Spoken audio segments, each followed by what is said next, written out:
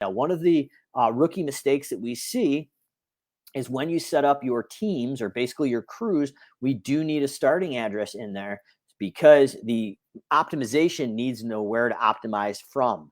So if there isn't a starting point, it's going to have a hard time to optimize that. Sounds kind of crazy, but as we're putting this in, a lot of times people will forget that.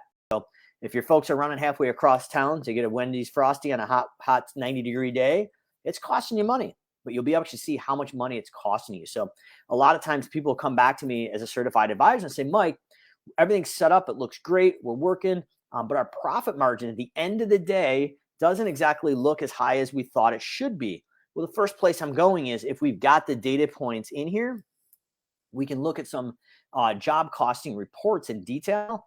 And I'm going to look at the labor cost effect on the jobs versus the drive time cost effect. And that's usually going to throw a red flag that either the business owner, manager, or admin did not do efficient routing, or traditionally the crews aren't making educated decisions and they're making a lot of gas station stops or trips across town that are hurting our efficiency. But the closeout day screen is something where we should talk about here for a minute, because that's going to be the most important screen of the whole entire software, in my opinion, because it is going to allow us to see start and stop times if we had a budgeted time and we were charging a dollar amount. So this is the last time a physical person within a minute or two per crew can make sure everything's correct.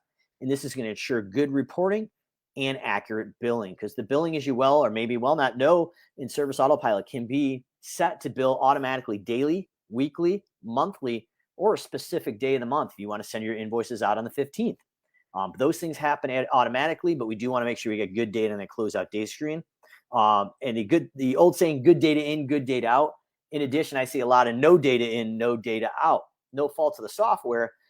We just don't have a standardized workflow with accountability for someone to actually sweep through to make sure those crews are accountable to get us the data in the mobile.